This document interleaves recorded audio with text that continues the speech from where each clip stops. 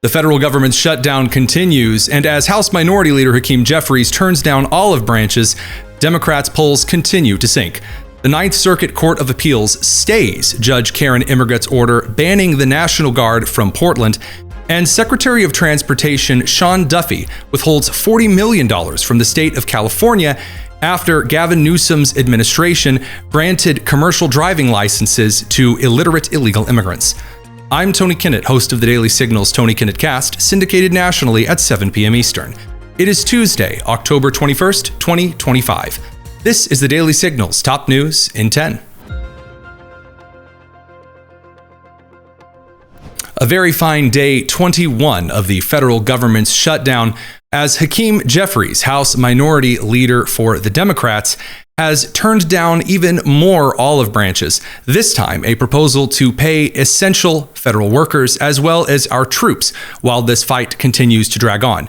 Here was the Daily Caller News Foundation getting a negative response from Hakeem. It's my understanding that that is not a comprehensive bill that actually is designed to reopen the government while at the same time addressing the issues that need to be confronted on behalf of the American people, which include lowering the high cost of living and decisively addressing the Republican health care crisis. So it's not legislation that I support because it appears to be more like a political ploy to pick and choose, giving Donald Trump discretion which employees should be compensated and which employees should not be compensated. While Democrat polls continue to sink, the president has actually gained in the approval ratings. Here's Harry Enton from CNN on the phenomenon. This shutdown hasn't eaten into Donald Trump's support at all. His net approval rating is actually up a point in terms of his popular support. So the bottom line is this: the first shutdown during Trump's first term, 2018-2019, was hurting Donald Trump. This one is not hurting him at all. There's no real reason Donald Trump might say, at least when it comes to popular support, I want to get out of this shutdown. In a 2-1 decision, the Ninth Circuit Court of Appeals has stayed federal Judge Karin Immergut's order, which had previously banned the Trump administration from dispatching National Guardsmen to Portland, Oregon federal properties. These being federal facilities like the Immigration Customs Enforcement Facility, which has been repeatedly attacked by violent groups like Antifa over the last couple of months. Immergut had previously not only stayed the Trump administration from sending in the Oregon National Guard, but then the California National Guard and the Texas National Guard. Then on October 15th, just 3 days before Immergut's initial orders were set to expire, she then extended her orders by an additional 2 weeks, banning the National Guard from protecting federal property, as is the president's Article 2 authority under the U.S. Constitution. The 3-judge panel was composed of 2 Trump appointees and a Clinton appointee. While U.S. Northern Command has since said in a statement that they are not conducting any operational activities at this time, meaning that the National Guardsmen are not currently in trucks, APCs, and various military vehicles on their way to Portland, the President of the United States is likely to dispatch at least a few National Guardsmen to protect federal facilities, and over the weekend, the President of the United States had referenced possibly using the Insurrection Act, in which the National Guard would then be tasked not only with defending federal property, but also dealing with those in the city who have been usurping the local, state, and federal government. And lastly, Secretary of Transportation Sean Duffy has withheld $40 million from California after the state of California, under the Democrat Gavin Newsom administration, had continued to issue commercial driver's licenses to illegal immigrants, many of those who cannot speak English and who are illiterate in the English language, leading to a series of dangerous and deadly road accidents. We sat down with Jim Paff of the Conservative Caucus and a former logistics expert with FedEx to break down what has become a national crisis. Gone right now. Secretary of Transportation Sean Duffy, not out on maternity leave, just to, frame him up against old Pete. He is currently withholding $40 million from Gavin Newsom's California because California doesn't check if their CDL, their semi-truck drivers, can speak English or read roadway signs or drive. It is these big 18-wheelers that we see on our roadways, but these are drivers who can drive your school bus as well. take your kids to school that don't speak the language. And again, when they can't understand signs, we saw the infamous crash down in Florida where a truck driver was doing a U-turn on a 4-lane highway. That's insanity. But these are the kind of risks that some of these drivers take when they don't understand the rules, they don't understand our culture. What do you think? Well, I mean, why not? Listen, if people are making a big deal about the money that the Trump administration is withholding from various places, there might be a couple of them that are kind of political, but honestly, what's really going on here is that you have had over and over special arrangements out of the Biden administration that have been throwing money at Democrat states, not to Republican states. And that is actually the real issue that's going on. So the Biden administration should have gotten on top of this under Pete Buttigieg. Okay, but they had other focuses. I mean, 7 Chargers, he had to build like 3.5 in, several years with $7 billion.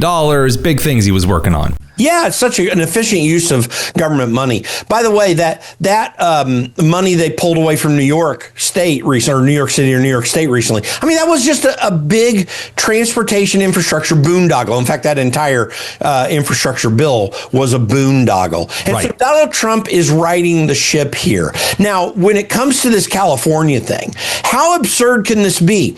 Not only did we have that person who couldn't speak English and apparently couldn't read signs doing a U-turn with a 18-wheel tractor trailer in the middle of an interstate. Like, it's dangerous enough to do it with your car, much less an 18-wheeler. It killed somebody. I just saw a video, I think it was over the weekend.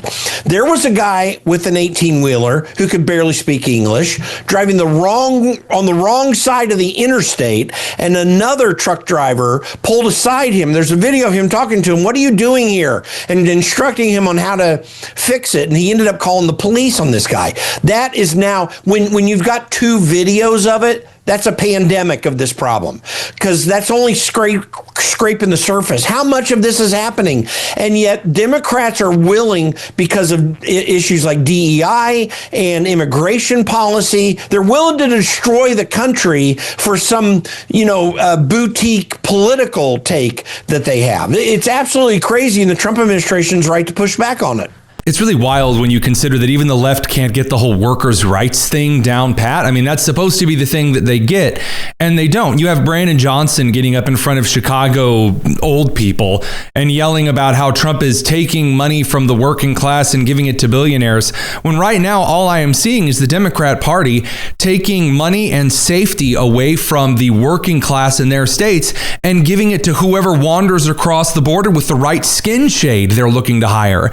It's bewildering to see. The question that I have for you is, do you think that we'll ever see the heads of some of these trucking companies prosecuted by the federal government for providing licenses to those who fail E-Verify? Well, we have some reason to be hopeful that some of that might happen.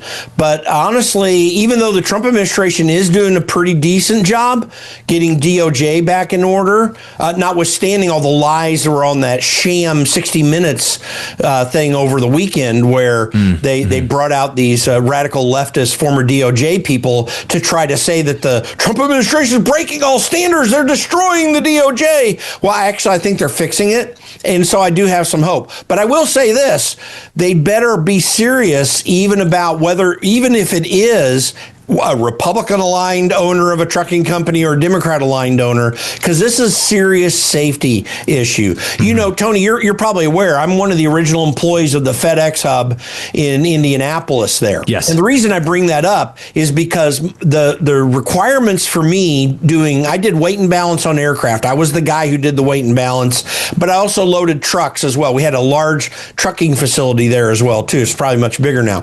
The requirements that you have to secure safety in our transportation systems are very, very purposeful They are well established because we are one of the safest countries in the world when it comes to that, even with all these recent problems. And those standards have been broken down by these boutique DEI things. And this is a serious issue. And I got to tell you, I had to do a lot of training and certifications. And I'm just a college kid at the time.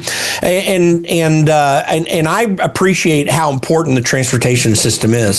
So, yeah, I think that this is absolutely something that I'm pleased that Sean Duffy is addressing, even in the midst of this government shutdown, where he's got a lot of challenges with keeping air traffic controllers active, and there are other people other than air traffic controllers that help manage a lot of this stuff. So key issues, and I'm hopeful we get it fixed.